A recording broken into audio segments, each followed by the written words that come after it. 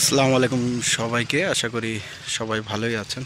আজকে আমরা একটা মাঠে চলে আসছি। সেই মাঠে এসে কিন্তু আমাদের দুই খুদে বন্ধুকে পেয়ে গেছি, যারা আজকে এরকম ক্যানাল যে করা আছে, পানি ছিল, সেই পানি পরিষ্কার করে মাছ ধরতেছে। সেটা আমরা দেখব আজকে। যে দেখতে পাচ্ছেন ট্যাংরামারির যে রাস্তা আছে, এই রাস্তা সংলগ্ন যে জমি আছে, আগে এই জমি দেখে মনে হচ্ছে যে এটা আগে বিল ছিল, আর এই পাশ দিয়ে রাস্তা। ভালোই লাগতেছে দেখে। দূর থেকে মনে হচ্ছে যেন এটা একটা বিল ছিল, এখন ধানি জমি হয়ে গেছে। আর সেই ধানি জমির পাশে যে পানি জমেছিল, সেখানে কিন্তু আসলে ছোট ছোট মাছ যেগুলো আছে সেগুলো আসলে ধরা হচ্ছে। আমাদের খুদে বন্ধুরা কিন্তু সেই মাছগুলো ধরতেছে।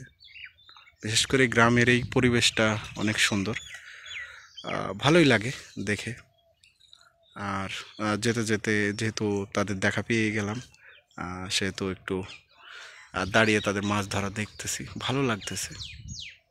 এবং আপনাদেরও একটু দেখাচ্ছে। আসলে গ্রামের যে জীবনটা, সেটা অনেকটা সহজ হয়ে থাকে, কারণ চারিদিকে সবুজ আর সবুজ।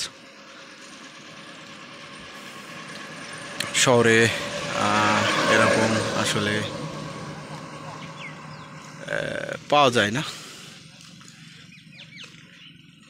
আসলে মাছ ধরার এরকম স্মৃতি ছোটোবেলাকার, খুবই এক্সাইটেড থাকতাম। আমি নিজেও ছোটোবেলায় মাছ ধরেছি।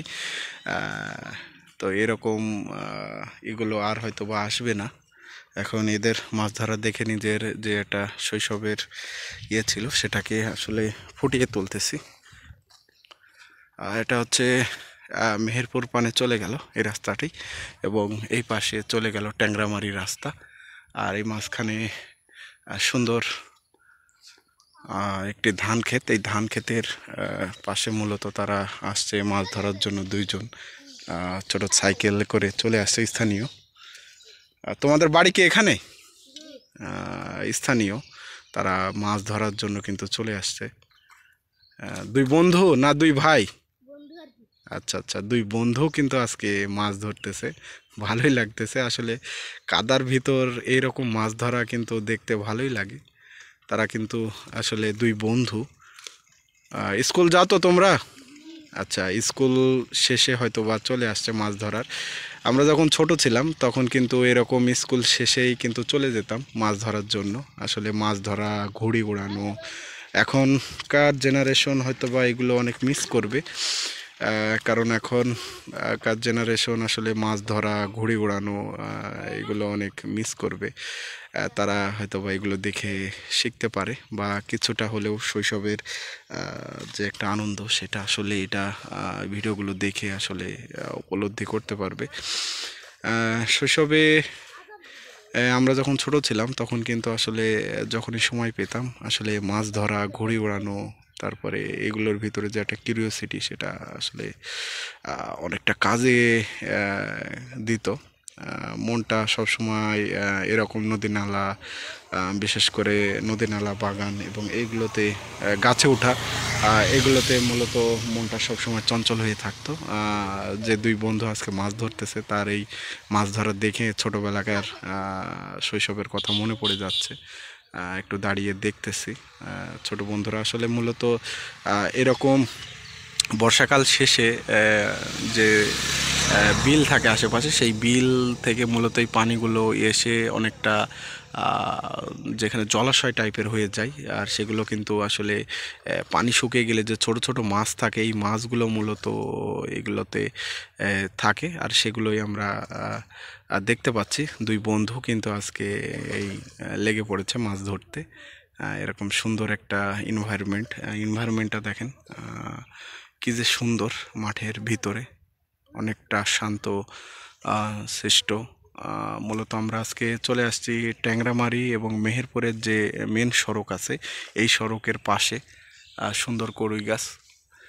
এই সড়কের পাশে যে ধানি জমি আছে, এই ধানি জমিতে যে পানি উঠেছিল, সেই পানি নেমে যাওয়ার ফলে যে মাছগুলো এখন আছে, এই মাছগুলো মূলত এরা ধরতেছে। ছোট মাছ দেখে ভালোই লাগতেছে। আর কিছুটা সময় থাকবো আমরা তাদের কাছে, তাদের মাছ ধরা দেখব।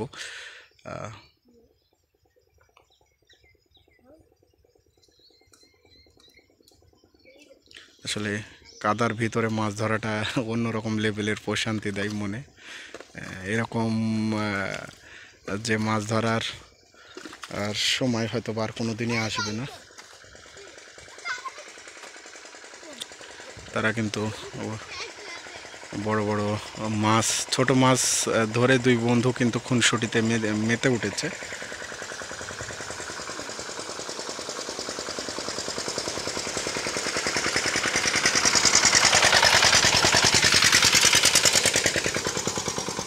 এটা মূলত ট্যাংরামারির মানে যাওয়ার যে রাস্তা, এটা প্রচণ্ড গরম পড়তেছে। আর এই গরমের ভিতরে আসলে বাইক ড্রাইভ করাটা কিন্তু একটু চ্যালেঞ্জিং হয়েছে।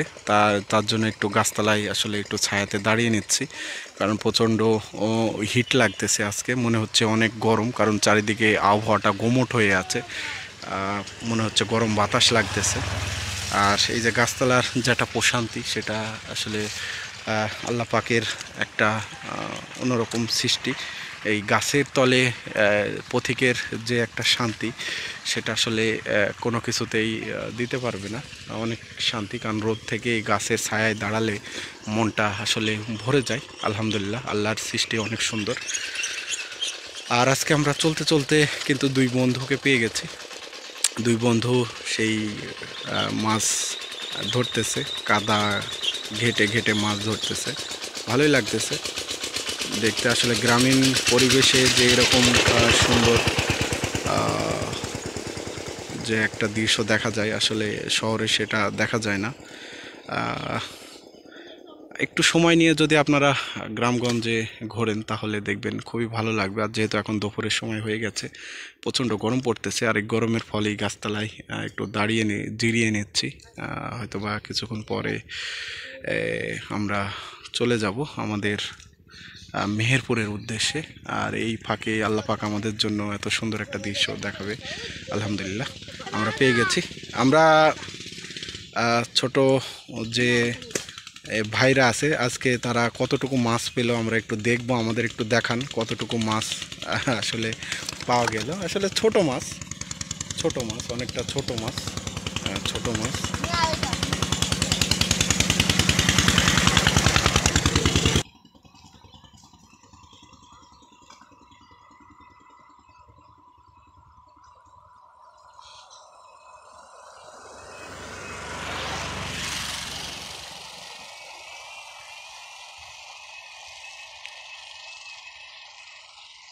তোমরা কি যখনই সময় পাও তখনই মাছ ধরো নাকি? আচ্ছা আচ্ছা আচ্ছা আচ্ছা আচ্ছা। কোথায় মাছ ধরো? ভৈরব নদীতে না বিলে? পুকুরে মাছ ধরো, তাই তো? আচ্ছা আচ্ছা। তোমরা দুই বন্ধু একসাথেই মাছ ধরো? যাক, একসাথেই মাছ ধরবা, একসাথে পড়ালেখা করবা, একসাথেই খেলাধুলা করবা।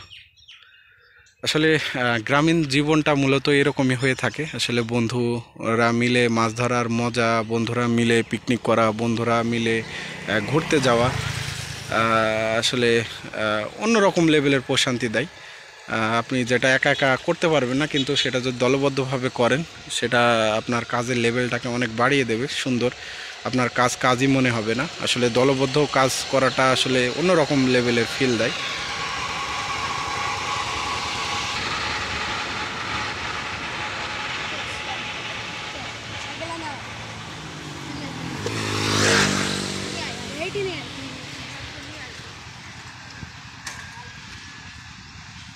তাদের মাছ ধরা শেষ, আমরা দেখতে পেলাম যে কতটুকু মাছ পেয়েছে।